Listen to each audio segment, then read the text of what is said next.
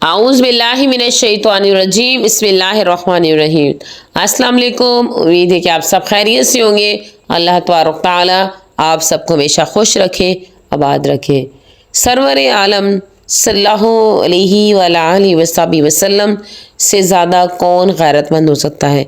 आप सल्लल्लाहु अलैहि वआलिहि वसल्लम ने फरमाया, ए आयशा, जब तू रूठ जाती है, नाज करती है, तो मुझे पता चल जाता है। अर्ज़ किया, ए मेरे प्यारे नबी, मेरे माँ बाप आप पर कुर्बान, आपको कैसे मालूम होता है कि मैं आजकल रूठी हुई हूँ।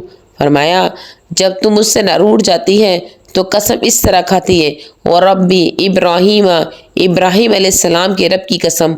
और जब खुश होती है तो कहती है, व रब्बी मोहम्मद सल्लल्लाहु अलैहि वसल्लम के रब की कसम। और आप सल्लल्लाहु अलैहि वसल्लम ने फरमाया कि दुनिया वालों सुन लो, जो लोग अपनी बीवियों को पीट पीट कर सीधा कर रहे हैं वो कमीने लोग हैं। तफसीर रूहुल अमानी जिल्द 5 सफ़ा नंबर 14 में अल्लामा आलूसी रहिमहुल्लाह ताला ने इस रवायत को नकल किया कि हुज़ूर सल्लल्लाहु अलैहि वसल्लम इरशाद फरमाते हैं, करीम और शरीफ और लायक शोहरों पर ये औरतें गालिब आ जाती हैं, क्योंकि जानती हैं कि ये नाज नखरे उठा लेगा, ये मेरे नाज नखरे उठा लेगा। और कमीने शोहर डंडे के ज़ोर से, गाली गलूज से उन पर गालिब आ जाते हैं।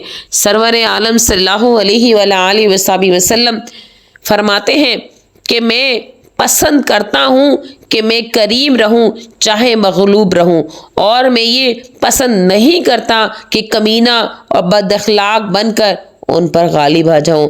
हकीमुल उम्मत रहिमहुल्लाह ताला फरमाते हैं कि एक औरत से अपने शोहर के खाने में नमक तेज़ हो गया। वो गरीब आदमी था, 6 महीने के बाद मुर्गे लाया था। 6 महीने तक दाल खा खा कर उसकी ज़बान मुर्गी खाने के लिए बेचैन थी, मगर नमक तेज़ हो गया। लेकिन उसने अपनी बीवी को कुछ नहीं कहा, चुपचाप खा लिया और कहा, या अल्लाह, अगर मेरी बेटी से नमक तेज़ हो जाता तो मैं क्या करता। क्या मैं ये पसंद करता कि मेरा दामाद उसको माफ़ कर दे, मेरे कलेजे के टुकड़े कुछ ना गए, तो ये मेरी बीवी भी किसी के कलेजे का टुकड़ा है। किसी माँ बाप की बेटी है और ए खुदा तेरी बंदी है, बस मैं तेरी रज़ा के लिए इसको माफ़ करता हूँ। हकीमुल उम्मत हज़रत थानवी रहिमहुल्लाह ताला अपनी आवाज़ में बयान फरमाते हैं कि जब उस शख्स का इंतकाल हो गया तो उसे एक बुजुर्ग ने ख्वाब में देखा। पूछा, भाई तेरा क्या मामला है। उसने कहा, अल्लाह ने मुझसे फरमाया, तूने ये गुनाह किया, मैं समझा कि अब दोज़ख में जाऊंगा। आखिर में अल्लाह ताला ने इरशाद फरमाया, जाओ तुमको माफ़ करता हूँ इस नेक अमल पर कि तुमने मेरी बंदी की एक ख़ता माफ़ की थी, उसको डंडा नहीं मारा, उसको गाली नहीं दी। जिस दिन मेरी बंदी से नमक तेज़ हो गया था तो तुमने इसी ख़त्म को माफ़ कर दिया था, इसके बदले मैं आज तुमको माफ़ करता हूँ।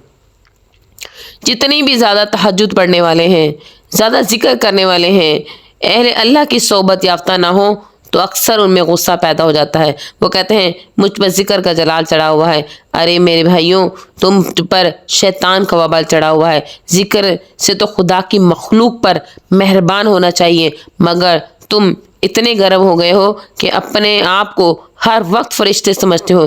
अपनी बेटी को कोई सताए तो फ़ौरन आमिलों के पास जाएं, फना तावीज़ लेकर आएँ, मेरी बेटी को मेरा दामाद सता रहा है, और ख़ुद अपनी बीवियों को डंडे लगाते हो, गालियाँ सुनाते हो। मखलूक खुदा को जो सताएगा हरगिज़ अल्लाह का वली नहीं हो सकता। 1 लाख हज और उम्रा करे, 1 लाख जिक्र करे, लेकिन जो अल्लाह की मखलूक को सताएगा हरगिज़ वो मोमिन कामिल नहीं हो सकता।